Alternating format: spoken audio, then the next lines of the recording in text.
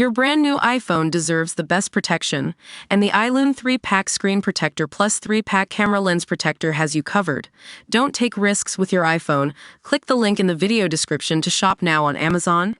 In the world of entertainment, there's no shortage of opinions on the future of movie theaters and streaming services. But when Netflix's co-CEO, Ted Sarandos, recently called the movie theater experience outmoded, it was a bombshell that sent shockwaves through the industry. As chief film critic for ScreenBuzz, I've been digging into this story, and let me tell you, there's more to it than meets the eye.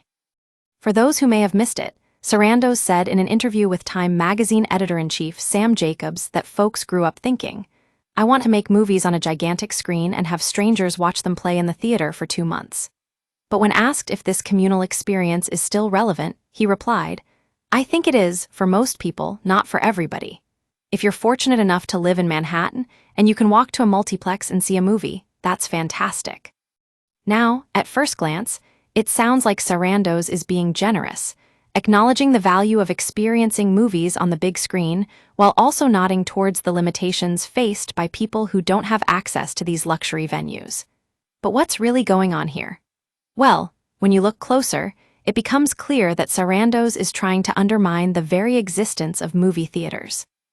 He's implying that for most people, especially those in smaller towns or rural areas, the experience just isn't worth it.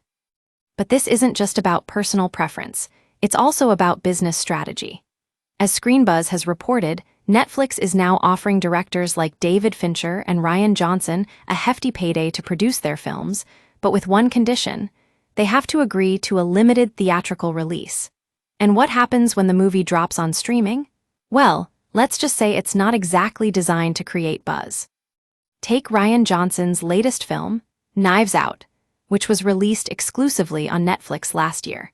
Despite its critical acclaim and commercial success, it only played in theaters for a short time before being yanked from screens and made available online. It's like Sarandos is trying to suck the air out of the balloon, making it impossible for audiences to build hype around his own brand. Now I know what you're thinking, but isn't streaming the future of entertainment?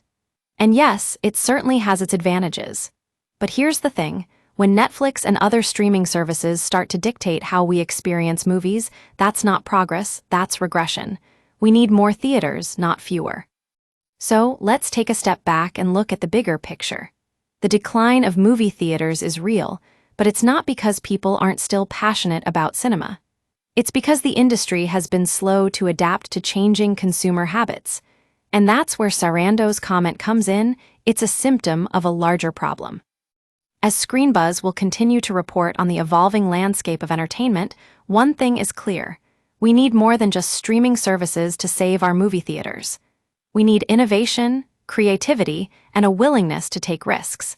And that's exactly what Sarandos needs to understand before it's too late.